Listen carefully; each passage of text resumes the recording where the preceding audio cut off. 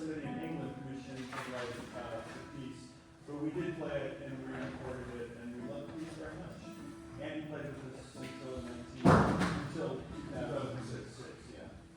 And Pacific Coast Highway, by the way, is a famous, it's also called Route 1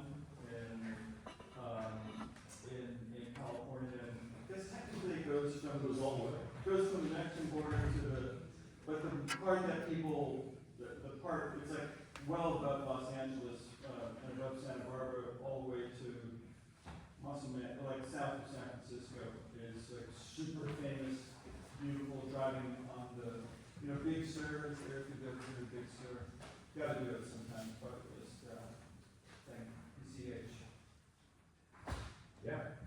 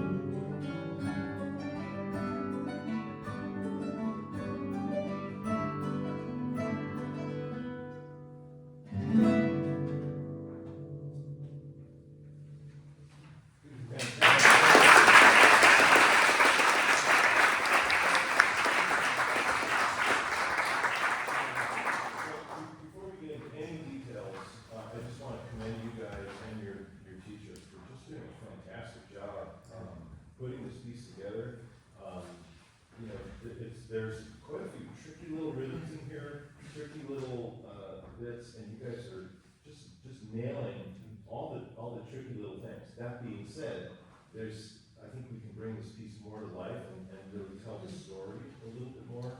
And I would say the one thing that would really improve it also is just a little bit more attention to the actual tone production you guys are making. That might be sort of another discussion of like nail shape and nail condition and what's a good rest stroke, but you guys are playing so well, like rhythmically, all these ensemble issues that normally we would encounter with this, you guys have got. But if you have more beautiful sound when it's called for, more bright sound when it's called for, more dynamic contrast, then the piece is really going to come together. I just wanted to say that, and then let if you wanted to take over. Oh, no, I don't want to take over at all, but, this is a little bit random, but, going back to our theme of like, knowing like when to stop notes, sometimes that helps a lot with, good examples when you have cadences, and there's one specific thing I wanted to point out. When you have cadences, sometimes, you have a cadence, you have a long note, and then you gotta come in together, and the example I'm thinking is 57, 58, 59. So 57, 58 is the end of a phrase. And then you all have to come in together at 59. And that one is an easy one to have trouble. Basically, some people are going to jump that downbeat at 59, and which you guys were doing. And so what we usually do is we'll have a little, what would you say, like an eighth rest or something? Yeah, well, what's very interesting here is he's got maybe we can play it so we all know what we're listening for, but, yeah. Take it one. Guitars 2, 3, and 4 hit a downbeat, and then everybody comes in on the next In downbeat. fact, it's probably likely that the first part is the one that's going to be coming in early in 59 because you've been holding that note for so long and you're like ready to go on. Who's first on that one? Who's playing the guitar? Yeah. You know what I'm talking about there? Have you guys talked about that spot?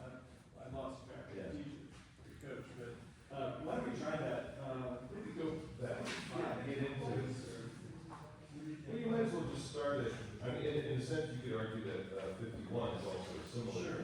But why don't you just start at 51 so we can hear that phrase? 51, yeah.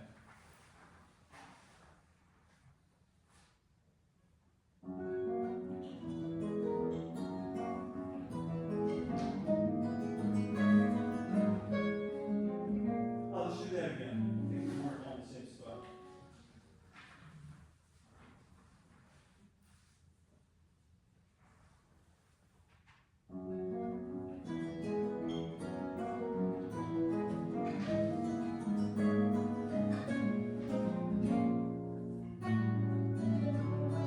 It was pretty good, but this is it's exactly this kind of spot where, like, having a physical connection in the group to communicate it is really helpful. So it's tricky when you have to look to do a shift, like or you're looking at your music, but part of you has to be able to go da da da da dee dun 2 3 1 wrong instead of 1. And so like we would all communicate like where is the third beat in that the preparatory beat before coming in. So it's 1 2 3 1 up, ball.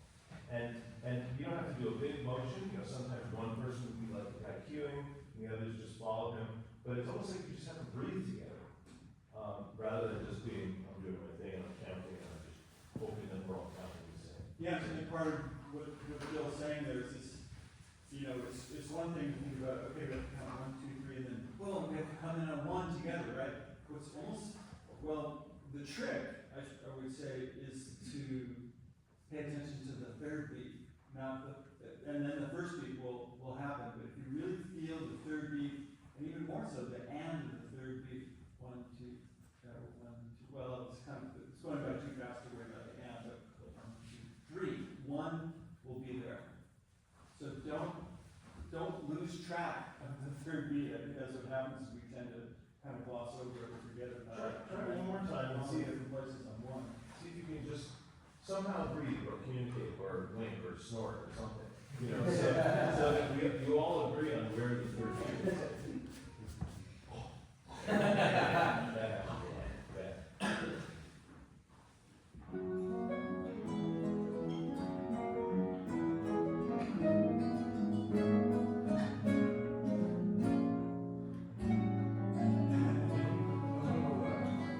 Sometimes you want a little, like literally you'll see a breath marker in music, right? You want a little silence. I think we all probably just did a quarter, you know, a quarter of it, the first guitar is it. Yeah, even if it's not written, if it's at the end of a phrase, there's kind of a unwritten rule that, you know, it's the normal. We'll often add an eighth rest, but this is a fast tempo. Yeah, So we'll add a full, the first, you guys can't see it, but in the first guitar part, there's a rest on the third beat. You all should put a rest on the third beat. yeah, so if you all cut together, 1, 2, off, boom. So Now you can try an experiment here, which is not the way I'm suggesting you play the piece, but what you do is just put a fermata on that. Just like, and he's gonna tell you when to come in, so you go, da, da, da, da, da, da, and just hold it, and he goes, and you start again, so that you're used to someone cueing you in. Can you try that? So you can take as long as you want, and then tell them when to go again.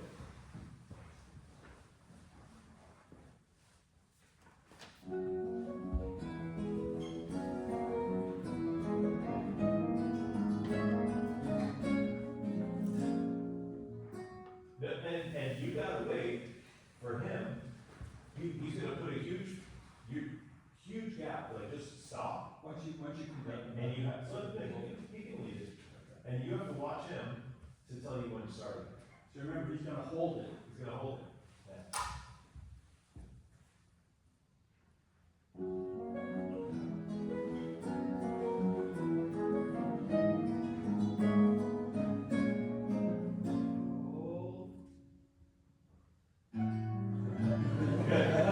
Now, part of this is, and this is a whole other, I mean, there's so much to talk about here, and there's so little time. But part of the art of guitar ensemble is also how do you give a cue? Like, you know, when you're starting the piece in the middle, like you're having to, and then there you weren't quite sure what to do. Part of it is learning how to conduct with your head, and all you need is 3, 1. That's all you need. But you gotta have a really clear 3, 1. If you go, then you know. So this is something else to work on. But I think that there's other things to talk about. Like, so maybe listening to this piece, I'm thinking, you know, Andy really is a great composer. This is a really fantastic piece. It's got so many moments that are just really gorgeous, heart-wrenching, and beautiful. And some of his actual instructions or comments about when he does that beautiful second theme, truthfully. Well, I think I've ever seen that in this show. As opposed to all the other lies I've been telling. I'm really serious now. And then later on, Andy really hated using Italian. He was like, Adam, I'm not gonna ever write, because, you know, music always has Italian. Then he did write Espresso here, though. Yes. But Maybe maybe you love coffee. Exactly. Exactly. And then later on, it's sadness. But here's the thing. Like, this piece is a really dramatic piece. And I think he really captured beautifully what John alluded to, which is this probably the most gorgeous highway in North America. And what it's like to get in your car and start driving out there. Like the beginning of the piece, you're kind of driving on the highway and, you know, it's and then you start hitting the mountains, and you're turning, and then finally you get to this beautiful overlook, and you get out of the car and you look, and it's like there's you're hundreds of feet above. I actually got a picture on my phone. I was there this summer, and it's like, and it's just spectacular. And then your mind kind of goes to you're thinking about some sad event or something you missed, you know, and then you get back in your car, and then you drive home, and you you've had this experience. And that's what you have to do for us with this piece, is like really tell us the story. So your tone and your dynamics have to match it. And there's a uniformity to the tone color. In general, it's a little thin and brittle. And it's the same most of the time. And so I just want to look at the truth, let's get to the truth of the matter. So this is your chance to play with, and you're doing a beautiful job, but it's not,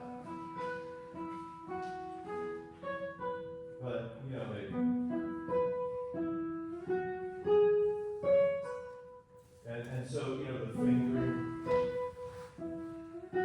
maybe that glissando is. Let's hear him play. But let me tell you one thing for sure. He writes a slur on down to the second measure. He says,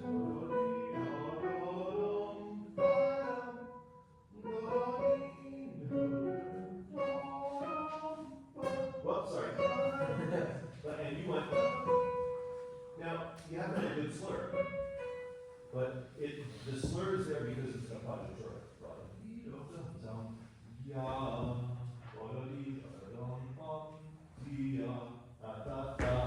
Because that sounds syncopated like a machiche. Yeah. Oh yeah, there's no Brazilian in this house. But all of you, like, what's your most gorgeous sound? Try it. No, just go. Oh, okay. Let's solo.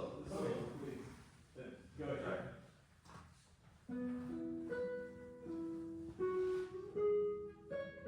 Can you slide it? Yeah. So they're down, not up.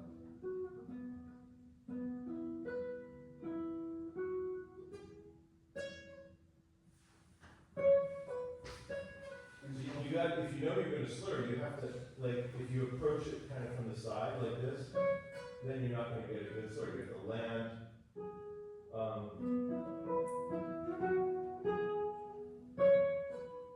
Like land with a little curve in your fourth finger.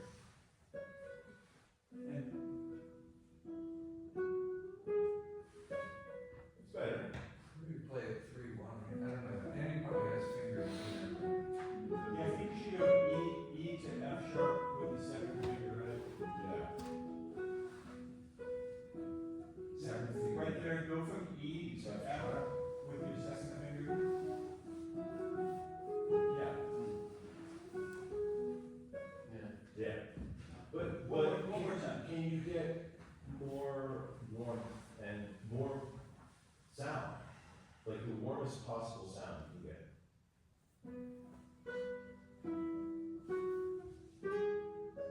Yeah, we got some, you're thinking so many things, yeah. Yes. Try to think.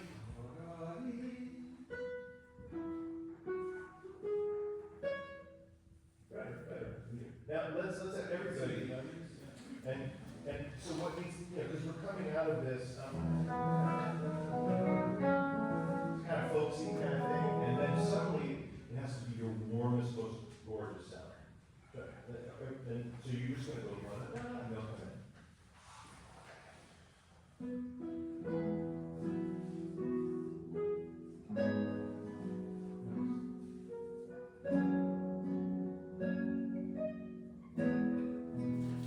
Great. So, part two. Yeah. Can I hear you?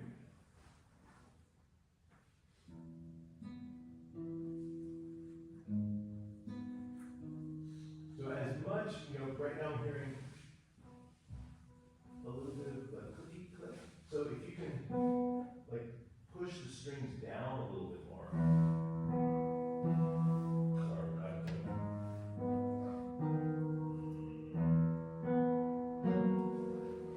As much warmth as you can possibly get. On that open B, more fullness. Better? And now we hear you. And you might want to roll those. You might have a quick roll, just so you, and listen to tone. is it as much warmth as you get, better. Nice, nice. And I think you're getting it. You're getting it. So, you know, the tone color you get here has to instill this sense of truth somehow. There's a lot of other little details like getting some retards together and stuff. Could we do, well, I mean, Yeah. pick the bass part, but, I play bass on this piece. Oh, do you? Oh, yeah, I Well, there's a bass solo going on. Oh, yeah. That's the sadness. 81? Right? You have that, right? Let's hear you. No, it's part three. That's part Oh, it is that, part that, He's playing part three. yeah. You know, this goes to show how important it is to have the right fingering. Maybe Bill can dream of the fingering for you on the spot. Because it'll make it more soloistic and more melodic and, you know, more beautiful. Could you play it for us, once? 81. Just,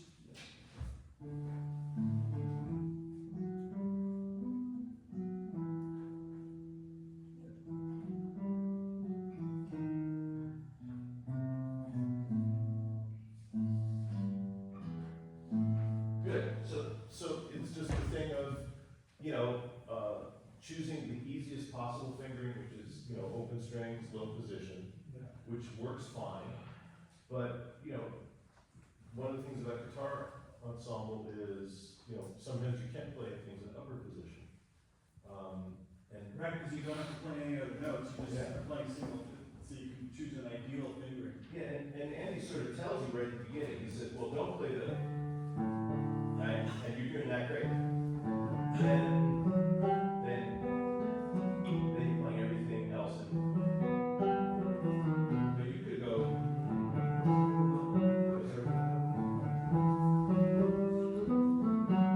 And stay on the.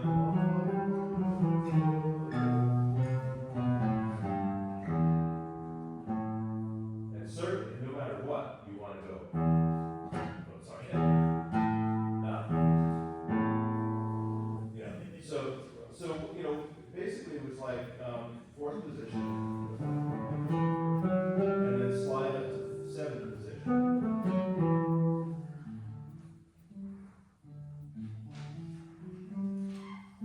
With three, maybe 3-1, 4-3-1, and then 1-3-4, 4-2-1, 4-2-1, and then maybe 4-3-1-1. Yeah, something like that. You know, try to in your mind picture a cellist, like a cellist, they don't have all these strings, so they can't go like this way, the way you are. They're gonna be going like this, and they're gonna be pumping the vibrato, because this is the cello. You just got prompted to move on. So you should play that with the thumb. I would say thumb and rest strokes, which get the warmth of John speaking of the cello that warms it. I don't know if you're playing with the thumb or not. Yeah, so you're using mine, very thumb and rest stroke and thumb, big fat sound. Yeah. Fantastic job, you guys. But all of you need to think about the work of your teacher on this, your nail shape and your condition of your shape, and so that you can get not just that, but and free stroke, warm, round, full tone. But great job.